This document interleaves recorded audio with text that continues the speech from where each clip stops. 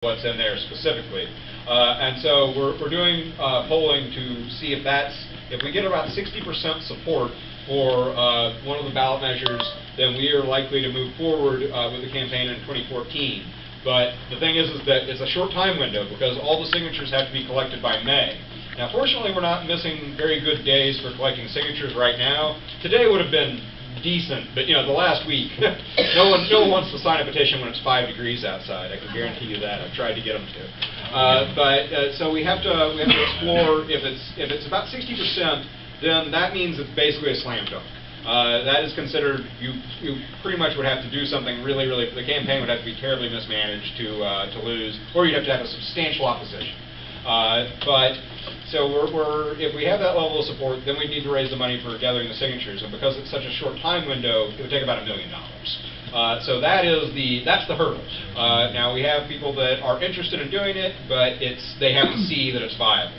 And so that's it. But if we don't do it in 2014, then we'll hold off and wait till 2016, but we'll have a real jump start on it because we already have the language of the initiatives that we like. We might tweak it just a little bit, but probably not much because the Secretary of State's already signed off on it, so it would be pretty quick. And we would be able to start gathering signatures for 2016 probably by early 2015. And so that would give us a full year and a half to do it, which is substantially cheaper than trying to do it in 4 months. Let me ask you, are any of these specific to medical use, or are they all just, hey, let's all party? I don't think any of them say let's all party. Yeah, but they actually contain quite a number of them say, there are possible deleterious effects of cannabis use if it's abused or if it's used by young people. I mean, none of them shy away from that fact. But they also say that prohibition has failed, and so we need to try something new. But no, none of them are specifically medical, and here's the reason why. If you pursue a purely medical initiative, now there's very broad support for medical marijuana generally, something like 70–80% depending on the poll. But again, the specifics really get you because the proposal that Arkansas voted on medical marijuana in 2012, and that was a pretty good proposal in my opinion. But it was defeated because it was I think most of the polling suggests because it allowed for some home growing. And that was controversial. And so then you get, in Illinois, the bill that the legislature passed there is really restrictive, and that's the medical marijuana bills seem to keep getting more and more restrictive over time because people either want a fully legal regulated market or they want a really hyper-regulated medical system. And so we think that the really strongly regulated medical system is going to deny access to a lot of people. For instance, in Illinois, the latest controversy is if you want to be a medical marijuana patient, well, you have to give up your guns. And that's the problem. If you create a registry, and this, same thing with creating a gun registry, well, that provides you an opportunity to take away those rights. And so that's one of the reasons that we're more interested in pursuing a full legalization proposal. It's not surprised everybody heard me say it. I was raising my hand for her. She had it up. Okay, I've been in the medical side of it. My name is Penny. I don't disagree with that. Hey, hang on a second, guys. We have a speaker. I'm Penny, and I'm a home caregiver, but I'm on the medical side of it. I have seen it help people tremendous. I mean, they would be throwing up, could not hold no food down, from taking chemo, radiation, whatever. And I've seen them take a couple puffs. 20 minutes later, at least we could hold down a cracker or a popcorn. And it's just like our children that need it. We don't need it in 2016. We need it today for the medical part.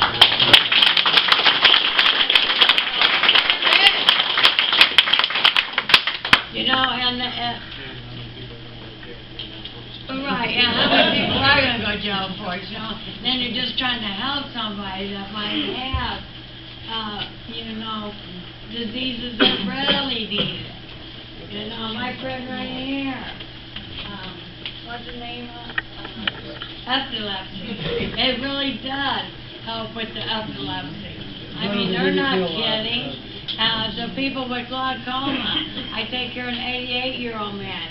He is losing his eyesight in his right eye because of glaucoma. Even the VA nurses and doctors said, you know, you should be able to smoke it. But it's illegal in Missouri for the doctors to give it to them.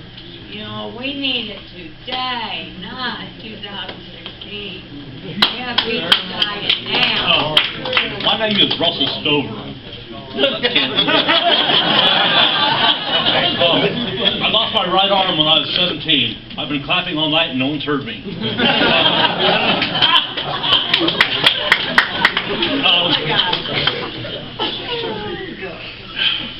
When I went to college and I started playing music, playing harmonica with bands and stuff. In fact, I recorded on my first CD about a month ago. And as far as like a gateway type drug, I was in a fun atmosphere is what it was, and a band atmosphere is what it was, and mostly it was speed to begin with before it was pot, in the bands, and we, forgive me ladies, and we did it because we thought we'd get pussy out of it. that was the only reason we did it, and it didn't work. Of course it didn't work. And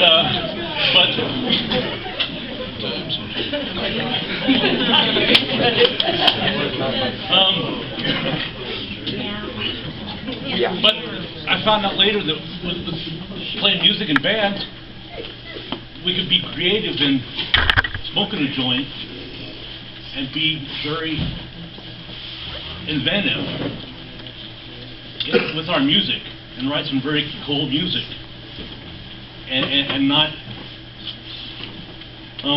shall I say, not do it to extremes. You know, do it in moderation. And us as musicians, we enjoyed that, you know, being very creative and artistic with doing that. Thank you.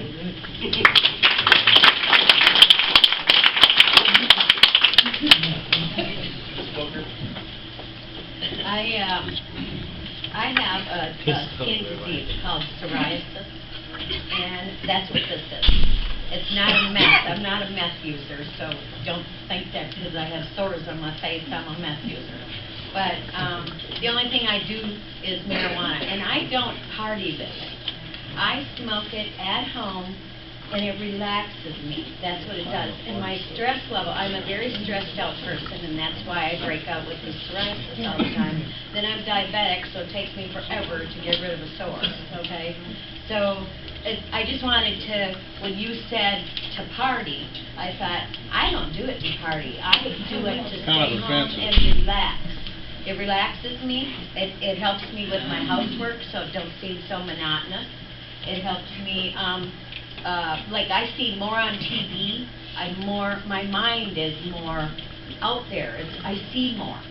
So I don't know if that's I'm more alert. I see things more like boo-boos on TV and stuff like that. And so that's what it does to me. That's why when you mentioned creative, I thought it does. It makes your mind more creative. It makes I mentioned that. It makes you creative. Right. Yeah, you did.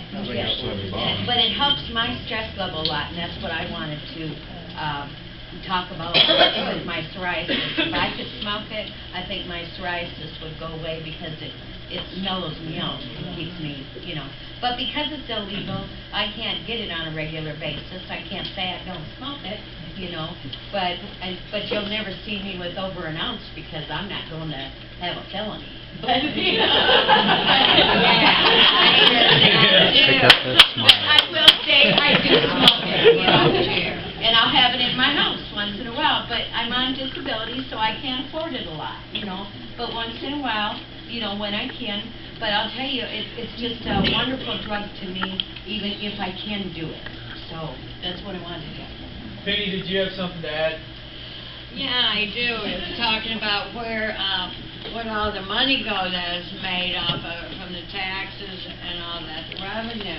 I think I forgot that we've got a big deficit, you know, in the government, where they're taking the money from the Social Security or wherever they're borrowing the money from, but that money needs to be paid back too. Yeah. So, you know, if you've got all this revenue from the taxes, why can't part of it go for that?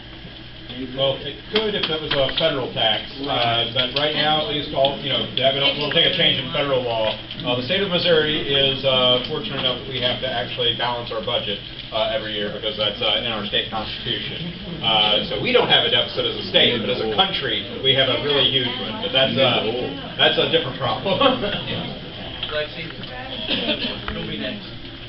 I was wondering if and when the cannabis becomes legal, would it be also for, medicinal use, but also medical? Would your insurance and things like that pay for that, or is that something else we're going to have to fight for?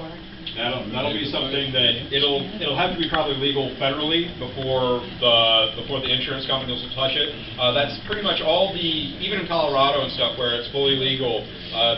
Most major corporations are afraid to get involved with it because even if you're involved with it in a state where it's legal and you are unquestionably complying with state law, a U.S. federal prosecutor could come in and say, well, this is part of the drug trade, we're going to seize all your assets.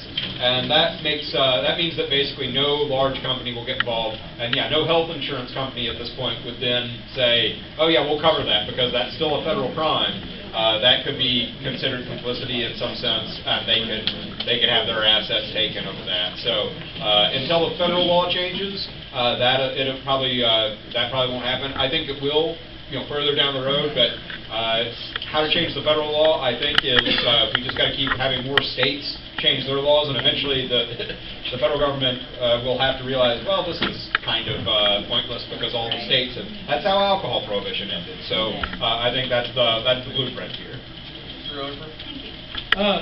Y'all don't, when you talk about the state and the federal government not getting their taxes off of it, you don't think that if Missouri's making more money, that our federal funding that's coming into the state, you don't think that the federal government can't cut back on some of that? And then in the long run, they are making money. You see, you understand what I'm saying? If the state of Missouri, we jump $300 million for a year, that means that the federal government is going to have to put less money into our state that can go into other things that need to be taken care of, like she was talking about the deficit on Social Security, the VA, helping our veterans. We all know, I'm a veteran myself, and basically I'm in good shape. I have seen some veterans that are in a lot worse shape than I am and need a lot more help than what the government can actually give them now. And, and it's just, everything's going to trickle around. It's going to make a complete circle. Ms. Vanderbilt?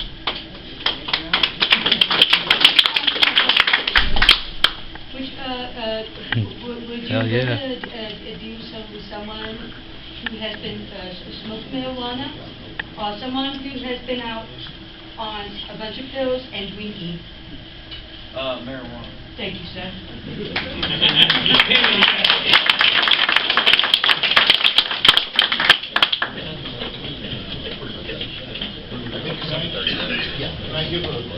I'd like to let everybody know tonight that the American Legion neither endorses or doesn't endorse the legalization of marijuana. And two is, please go to Show-MeCannabis.com, get signed up for their newsletter, and also we have a group on Facebook. They're on Facebook too, Show-Me-Cannabis. And our group here in Wayne County has a group called Show-Me-Cannabis Wayne County, and that group is specifically for, if we get petition drives going, that's where we're all going to meet up. That's where we all hook up with each other. So get on Facebook. It's called Show-Me-Cannabis Wayne County. And yeah, I would also add that Ryan back there has sign-up forms for our email list and T-shirts as well, wristbands. So I have one quick question. I know I get drug tested with the doctor every so often, and that's why I don't smoke much anymore on rare occasions. Because when I come up with the THC positive, they drop me, and I'm sure that happens with a lot of people here. So, are we trying to change some of the laws, or? That is going to be a harder thing to fight, because I'll tell you that if you go into changing something about at-will employment, basically the Chamber of Commerce would fight it very hard. So let's talk that through. All right. Thanks, everybody, for being here.